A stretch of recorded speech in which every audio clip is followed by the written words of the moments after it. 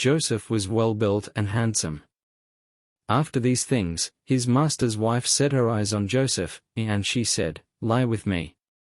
But he refused, and said to his master's wife,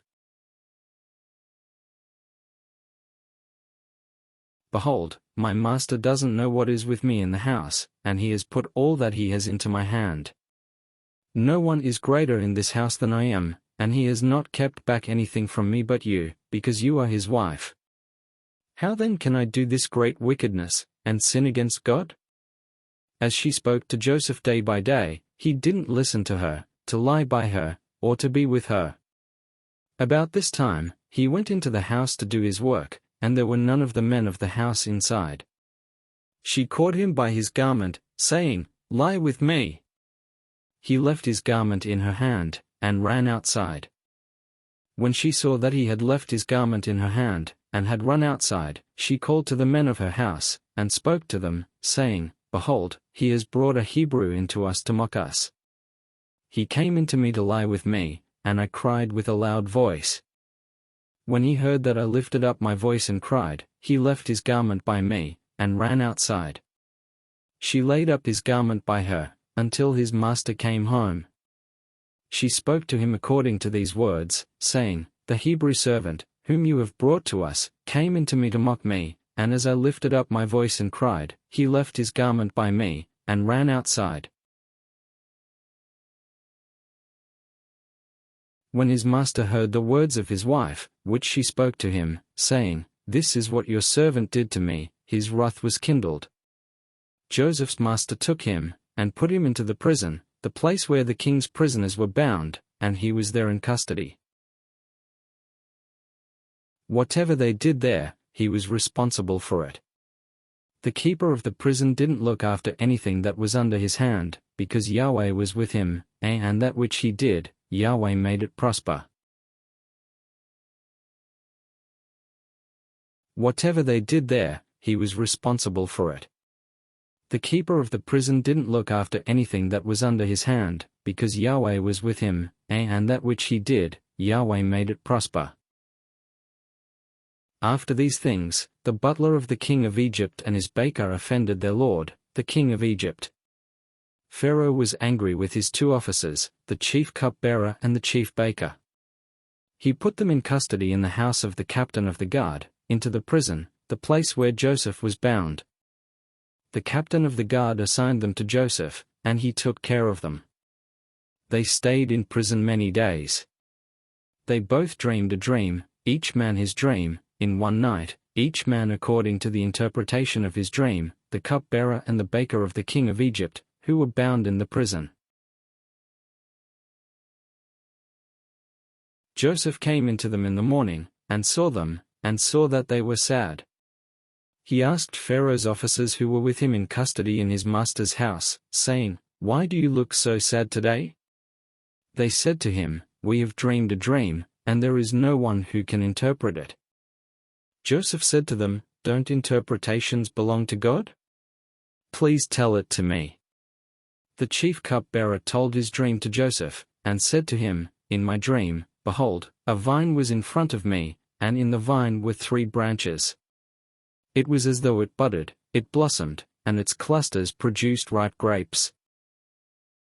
Pharaoh's cup was in my hand, and I took the grapes, and pressed them into Pharaoh's cup, and I gave the cup into Pharaoh's hand." Joseph said to him, "This is its interpretation, the 3 branches are 3 days. Within 3 more days, Pharaoh will lift up your head, and restore you to your office.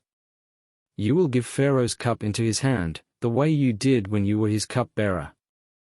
But remember me when it is well with you." He restored the chief cupbearer to his position again, and he gave the cup into Pharaoh's hand, yet the chief cupbearer didn't remember Joseph, but forgot him.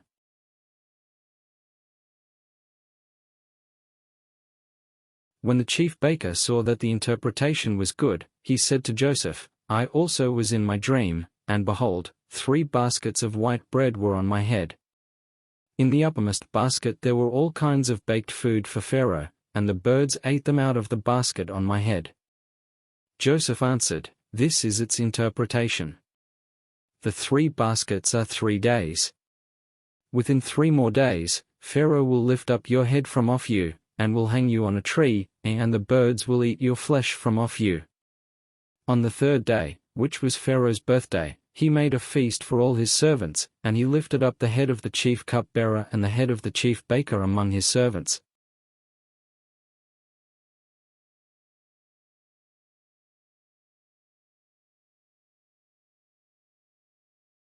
He restored the chief cupbearer to his position again, and he gave the cup into Pharaoh's hand, yet the chief cupbearer didn't remember Joseph, but forgot him. At the end of 2 full years, Pharaoh dreamed, and behold, he stood by the river. Behold, 7 cattle came up out of the river. They were sleek and fat, and they fed in the marsh grass. Behold, 7 other cattle came up after them out of the river, ugly and thin, and stood by the other cattle on the brink of the river.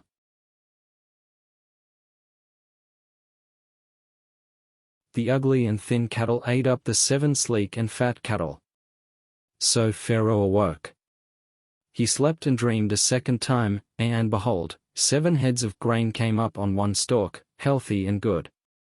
Behold, 7 heads of grain, thin and blasted with the east wind, sprung up after them. The thin heads of grain swallowed up the 7 healthy and full ears. Pharaoh awoke, and behold, it was a dream. In the morning, his spirit was troubled, and he sent and called for all of Egypt's magicians and wise men. Pharaoh told them his dreams, but there was no one who could interpret them to Pharaoh. Then the chief cupbearer spoke to Pharaoh, saying, I remember my faults today. Pharaoh was angry with his servants, and put me in custody in the house of the captain of the guard, with the chief baker. We dreamed a dream in one night, he and I. Each man dreamed according to the interpretation of his dream. There was with us there a young man, a Hebrew, servant to the captain of the guard, and we told him, and he interpreted to us our dreams. He interpreted to each man according to his dream. As he interpreted to us, so it was. He restored me to my office, and he hanged him.